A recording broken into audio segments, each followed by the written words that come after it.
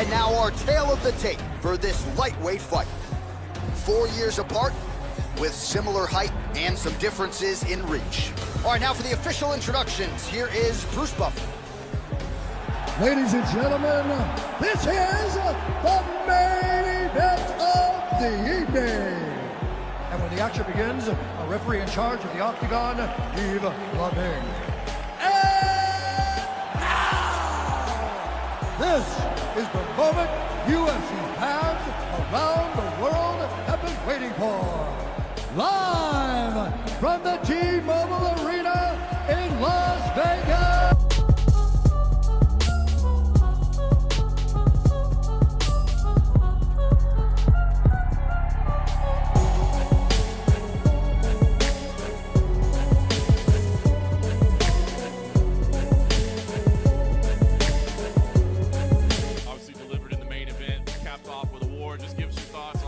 Justin Gaethje and Paddy Pimblett delivering a 5-round battle. Yeah, I mean, what a couple. So Paddy Pimblett at the weigh-in yesterday says, I'm going to knock this motherfucker out tomorrow. And I was like, that's interesting. And he never abandoned that game plan. Even when, he got dropped a couple times, I kept waiting for him. I'm like, he's eventually going to have to shoot and try to submit him. Now, I didn't know Paddy Pimblett had a chin like that until tonight. And, yeah, absolute dogfight in a war, and much respect to both guys. We haven't seen Justin yet, so we don't know what his status is physically. But, I mean, is the interim, is the unification fight have to be next? Or is there a case if he's hurt and needs to be out for a while? Apparently he's 100%. So we sent Paddy Pimblett straight to the hospital, and we're going to send Gaethje too. And Gaethje's like, believe me, I've been in plenty of wars. I'm good. So as far as we know right now, he's healthy.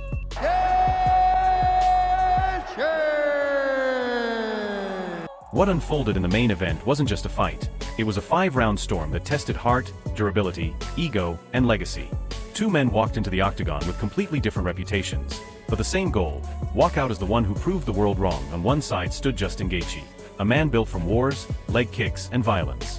A veteran who has survived the deepest waters the lightweight division has to offer. On the other side was Paddy Pimblett, the chaos merchant, the unpredictable wild card, the momentum monster who thrives when everyone doubts him. By the end of the night, it wasn't about hype anymore. It was about who could endure. Justin, you publicly said this is the last champion of your career. You want to go out with the title. Give us your thoughts on what tomorrow night means to you. Oh, it means everything. I've committed my whole life to this, and every fight's the biggest, but this is the biggest fight of my life. I cannot wait to carry this torch, this title on my back, and represent this country like it should be represented. Thanks, sir. Good luck to you, Justin Gaethje, ladies and gentlemen.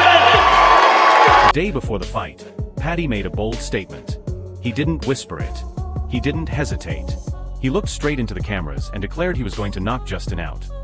Most people laughed it off as typical Paddy talk: confident, loud, entertaining. But once the cage door closed, it became clear he meant every word. Even after getting rocked and dropped, he never abandoned the idea of walking forward and bringing chaos. What shocked everyone most was his durability. Nobody truly knew how strong his chin was until that night.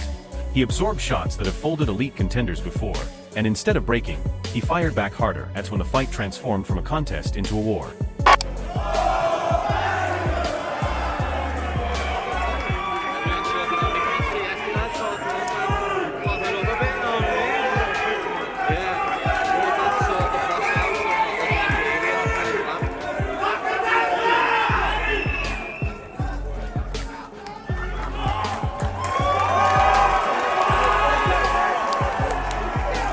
After the battle, questions immediately turned toward Justin's physical state.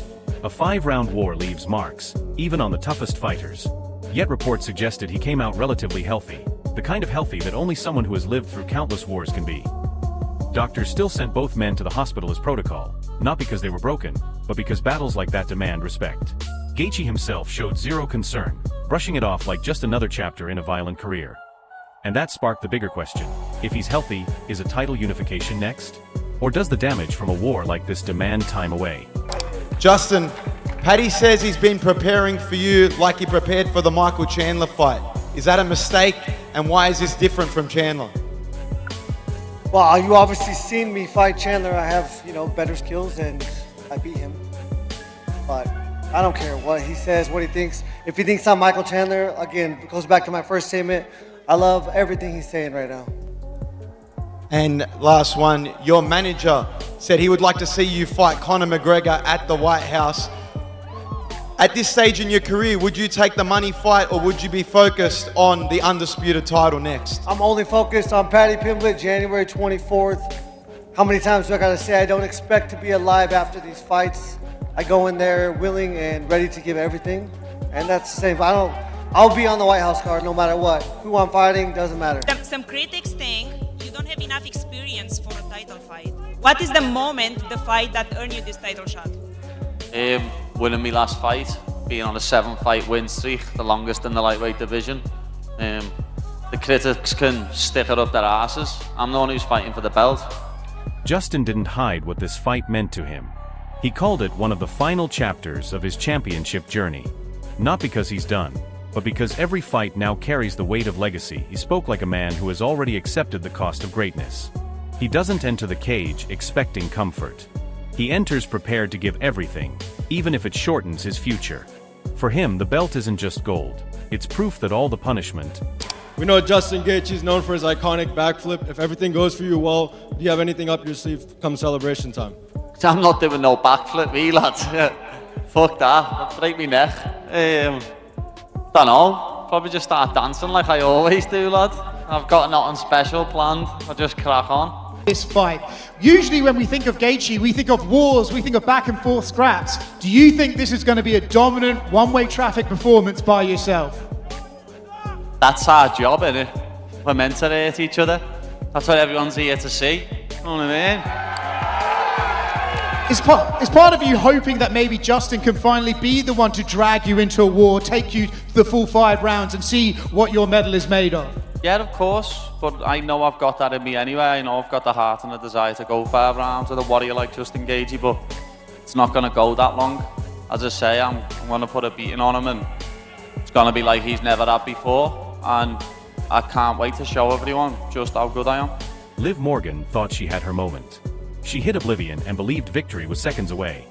But she made one fatal mistake. Rhea had tagged in. The realization hit too late. Rip tied. Center of the ring. No escape. Rhea Ripley and Io Sky remain champions, and the look on Rhea's face said everything. Liv's dream of gold had just been delayed once again as Cody Rhodes and Jacob Fatu continued destroying each other. The WWE champion made his presence felt. Drew McIntyre stormed in like a storm itself, didn't pick sides. He wiped out both. Do you feel like you're representing the legends against the disrespectful new breed here? I'm still in it. Legends retire. I ain't retired yet. I'm still in it. The fire is still as bright and as hot as it's ever been, and I cannot wait to fight this guy. Dustin's never got a nice word to say about me, lad. So, what, I was honest and said he looked like shit against Gaethje. Fucking hell, stop fucking crying, you can't get That wasn't even the fight you were talking about. You said his last fight. Which? No, I'm saying Dustin looked like shit against Holloway. That was what I said. You would also look like shit against Holloway. Well, we'll see. Once I beat you, I could end up fighting him. Well, you won't be fighting him. Paddy, Justin said yesterday that you're no Khabib Nurmagomedov on the ground and he's going to fight you with no fear in that area. Do you think he's going to be surprised about your ground game if it does go there?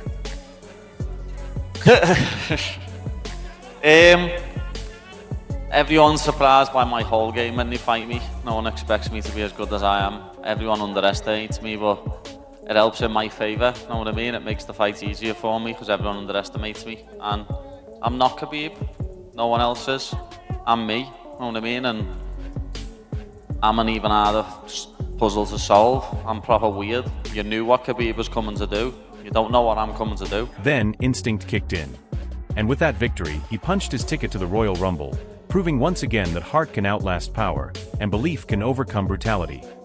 This wasn't just a night of matches. T was a night of statements, night of rivalries reigniting, night of champions sending warnings, night where chaos ruled and only the toughest survived. And if this is the road to the Rumble, then the war has only just begun. Former world champion could join WWE just before Royal Rumble. I'm still in it. Legends retire. I ain't retired yet. I'm still in it. The fire is still as bright and as hot as it's ever been, and I cannot wait to fight this guy. Dustin's never got a nice word to say about me, lad. So So, Wara was honest and said he looked like shit against Gaethje. Fucking hell, stop fucking crying, you can't get That wasn't even the fat. fight you were talking about. You said his last fight. Which? No, I'm saying Dustin looked like shit against Holloway. That was what I said. You would also look like shit against Holloway. Well, we'll see. Once I beat you, I could end up fighting him. Well, you won't be fighting him. Justin, you said you want to drag Paddy specifically to the later rounds. Is that because you just want to test him there, or have you seen something in his performances that make you know you can have success there? No, it's just when I find the most success. He is weird. He's awkward fighting style, and it's gonna be a little puzzle. I'm gonna have to figure it out through the first round. And similar to my other opponents, I constantly am building momentum, and this is a battle of momentum. And I said I'm gonna dog walk this motherfucker.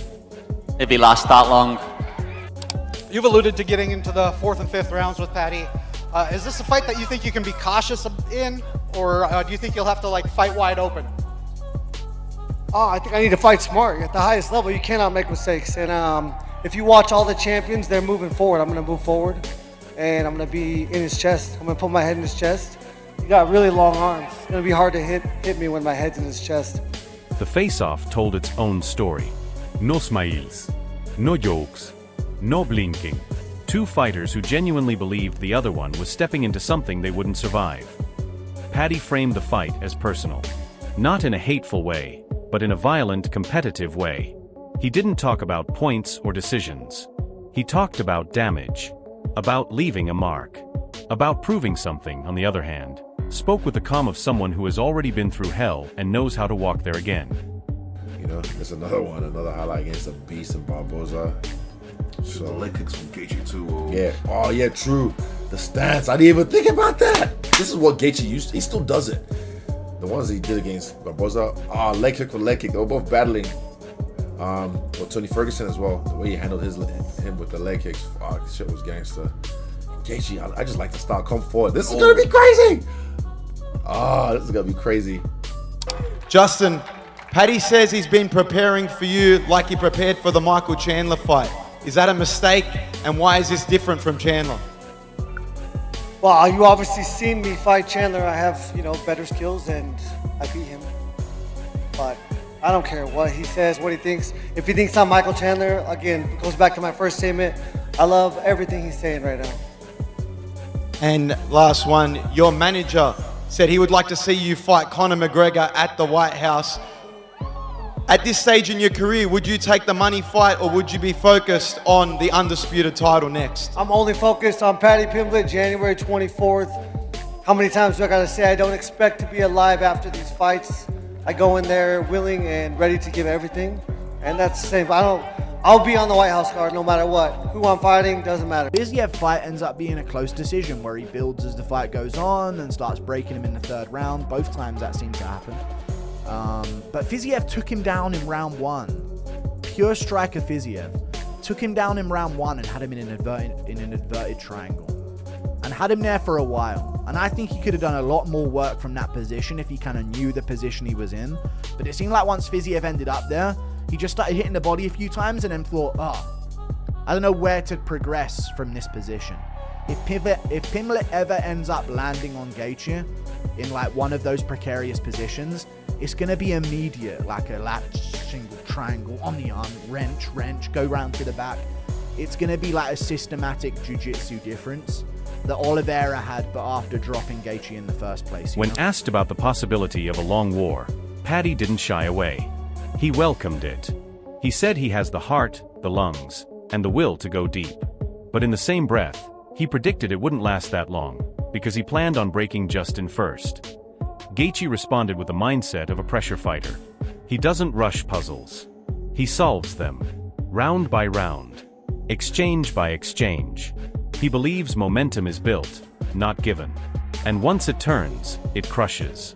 Justin dismissed fear of Paddy's grappling, comparing him to legends of the past and saying he's not that level. Paddy didn't argue the comparison. He rejected it entirely. He didn't want to be the next anyone. He wanted to be the first version of himself, explained it perfectly.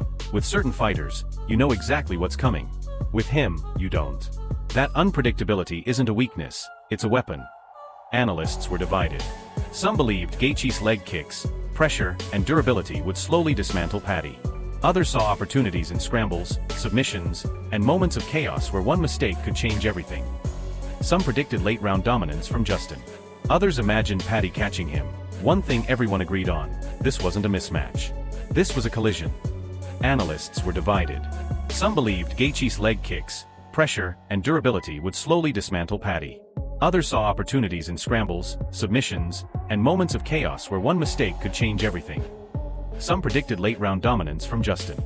Others imagined Paddy catching him, dragging him down. One thing everyone agreed on: this wasn't a mismatch. This was a collision.